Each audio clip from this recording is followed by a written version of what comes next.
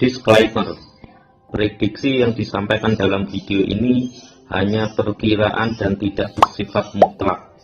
Video ini bertujuan untuk edukasi, bukan ajakan atau saran ilegal trading dan investasi. Semua aktivitas trading harus dilakukan secara mandiri dan tanpa paksaan. Semua risiko harus diketahui dan diterima. Segala sesuatu yang Anda lakukan untuk trading, selalu gunakan analisa sendiri. Ketemu lagi dengan saya. Gimana kabarnya teman-teman semuanya? Semoga selalu happy dan selalu ceria ya. Jika kalian baru pertama kali lihat channel kami, silakan subscribe dan bunyikan tanda lonceng untuk mendapatkan update terbaru video dari kami. Subscribe ini adalah gratis, walaupun gratis Anda akan mendapatkan manfaat yang sangat luar biasa sekali dan informasi penting lainnya ya. Kali ini kalau kita melihat pasar ya, market ya, Bitcoin sekarang ini posisinya sudah sangat bagus ya. Kemarin itu sekitar 500 juta ke bawah. Sudah beberapa hari ini kondisi market sudah sangat lumayan bagus ya. Dimana BTC hari ini kisaran di 505 juta ya. Dengan kenaikan 24 jam 0,62%. Sedangkan terendahnya yaitu 491 juta ya. Tertinggi masih di 507 juta. Jadi market sudah ada perbaikan ya dibanding yang kemarin-kemarin ya, sudah 3 harian ya. Market sudah bagus. Dan secara keseluruhan market seperti ini ya, Anda lihat market secara keseluruhan sudah sangat hijau royo-royo ya. Kali ini kita akan membahas tentang di Indonesia akan ada bursa aset kripto yang diresmikan ya, kemungkinan akhir tahun 2021 ya. Kita coba lihat informasinya ya. Informasi ini saya dapatkan sumbernya di CNBC Indonesia ya. Investor kripto siap-siap. Bursa kripto NKRI lahir tahun ini ya. Kementerian Perdagangan akan membentuk bursa kripto pada akhir tahun ya, tahun 2021 ini ya. Bursa itu merupakan wadah untuk mengawasi perdagangan mata uang kripto. Soal kripto di akhir tahun paling lambat akan dibentuk bursa kripto, ujar Wakil Menteri Perdagangan Jerry Sambuaga dalam rapat kerja Kementerian Perdagangan dengan Komisi 4 DPR ya RI yang disiarkan YouTube Senin tanggal 31 bulan 5 tahun 2021 ya. Jadi berpandangan sirkulasi mata uang kripto harus banyak di dalam negeri ketimbang di luar negeri. Ia menjelaskan saat transaksi mata uang digital itu di Indonesia sudah mencapai 1,7 triliun per hari ya. Menurut Jerry, fakta itu bisa menjadi sumber pemasukan negara ya. Ini kalau dilihat ujung-ujungnya kemungkinan adalah pajak ya. Kita lanjut. Dalam implementasinya, bursa kripto nanti akan diatur dalam Badan Pengawas Perdagangan Berjangka atau Bapepti ya. Karena bentuknya kripto ini masuk dalam aset komoditas bukan mata uang atau nilai tukar ya. Jadi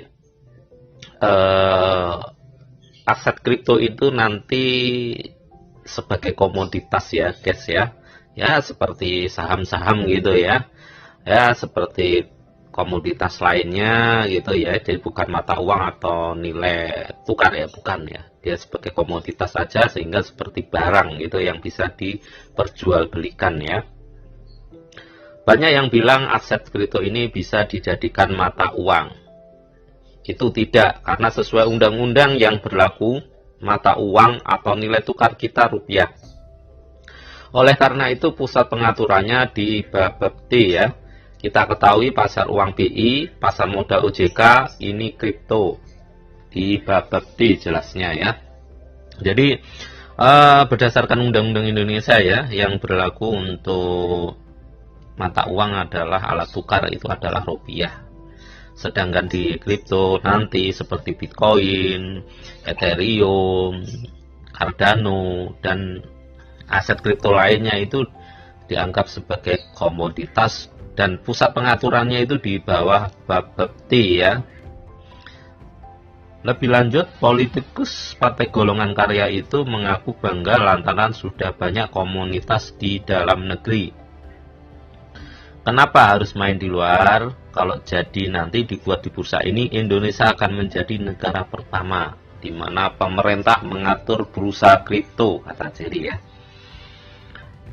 Bisa dikatakan kalau memang benar bursa kripto nanti dibentuk oleh pemerintah ya.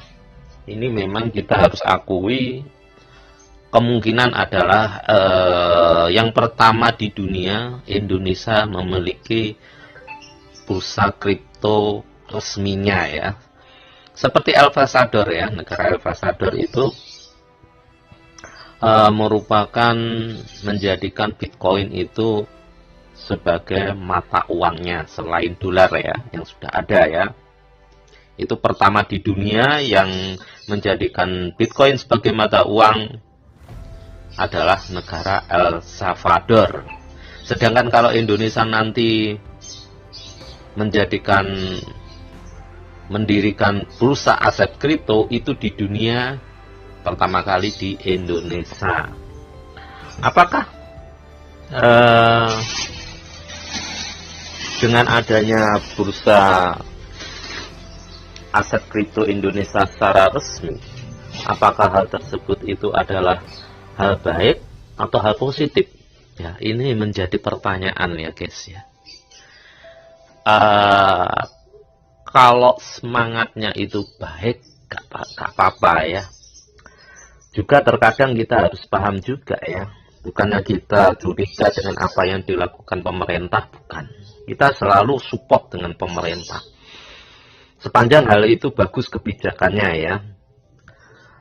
Kita beberapa trader itu khawatir, jadi gini ya, khawatirnya apa ya?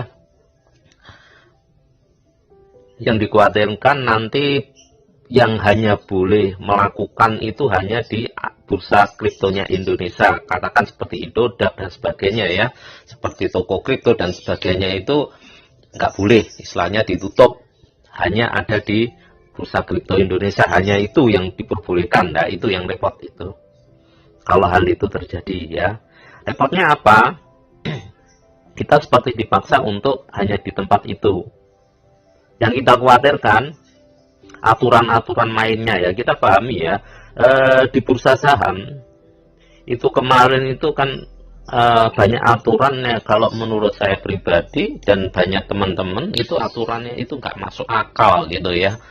Jadi terkesan trader retail seperti kita ini itu seperti tanda kutip itu nggak diberi apa ya, seperti dikalahkan gitu ya. Justru dia istilahnya orang itu lebih mendukung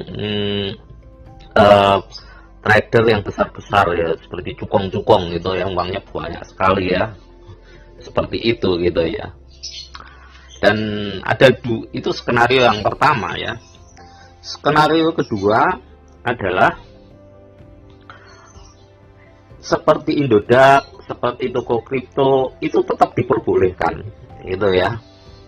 Cuma ada aturan baru ya, mungkin bisa juga ya, pajak yang tanda kutip yang membuat para trader itu malas gitu ya. Pajak tinggi, contohnya ketika jual, ketika beli kena pajak gitu ya. Atau ketika jual aja kena pajak, atau ketika kita itu mencairkan uang kena pajak, tapi pajaknya sangat tinggi gitu ya. Itu juga akan merugikan trader-trader kecil gitu ya, retail trader gitu ya. Itu yang kedua ya, yang jadi masalah gitu ya. Dan yang ketiga, aturannya sangat diketat, terkesan melindungi para trader, tapi justru membuat kebijakan tersebut itu merugikan trader. Nah itu ya. Seperti contoh ya, kita kalau bermain forex ya. Kalau kita pakai forex miliknya luar negeri ya, itu biasanya kan spreadnya kecil-kecil gitu istilahnya. Orang kita kalau trading forex itu enak lah, untungnya bisa banyak gitu ya. Kalau kita main forex yang apa ya, yang miliknya Indonesia ya, kebanyakan itu spreadnya itu tinggi-tinggi ya. Istilahnya orang kalau kita untung memang jatuhnya untungnya kecil sekali ya. Itu ya, kita khawatirkan justru dengan adanya bursa kripto resmi itu justru memangkas para trader ya. Tapi kita tidak menghendaki ya, semoga aja kebijakan pemerintah ketika harapan kita semua para trader ketika pemerintah itu membuat kebijakan itu lebih mendukung situasi kondisi itu menguntungkan mayoritas trader, jangan sampai hanya kelas-kelas kakap aja ya. Seperti bursa saham itu kan kelas kakap semuanya yang untung gitu, sedangkan yang kecil istilahnya orang kebijakannya dirugikan gitu lah. Intinya sepanjang pemerintah itu membuat kebijakan-kebijakan yang justru membuat bursa kripto itu semakin lebih aman, terus membuat investor, para trader itu lebih nyaman, lebih untung lagi, kita support ya. Harapan kita memang seperti itu ya, jangan sampai justru membuat para trader, para investor itu lari dari kripto juga ya. Karena terkadang memang kita harus memahami ya, entah itu karena kepentingannya ada kepentingan pajak atau kepentingan apa, itu justru malah merugikan. Kita tidak mengharapkan semacam itu ya. Kita harapkan aja semoga apa yang dilakukan oleh pemimpin-pemimpin kita yang mau buka bursa aset kripto itu memang kebijakannya benar-benar mendukung rakyat kecil atau trader kecil, mayoritas trader, biar Indonesia cepat tumbuh dan berkembang seperti negara lain, dan tidak membuat aturan-aturan yang tidak masuk akal yang membuat kita malah justru rugi besar ya. Nah, semoga aja kita berharap dengan adanya bursa kripto resmi yang diresmikan oleh pemerintah Indonesia, kemungkinan besar di akhir tahun 2021 ini kondisi kripto kita semakin lebih bagus dan kita menjadi Indonesia terkenal sebagai pertama kali memiliki bursa kripto resmi yang diresmikan oleh pemerintah Indonesia, milik Indonesia, dan kebijakan-kebijakannya membuat para trader Indonesia lebih betah untuk bermain di dalam negeri ya. Terus bursa tersebut bisa terkenal seluruh dunia dan menjadi pusat untuk para dunia itu bertrading atau berinvestasi di kripto Indonesia. Itu aja informasi yang bisa saya sampaikan. Silakan Anda coret-coret tentang informasi yang barusan saya sampaikan. Apakah itu informasinya itu menurut Anda setuju? Apakah Anda tidak tentang peresmian bursa kripto di Indonesia tersebut? Terus keuntungannya apa, kerugiannya apa?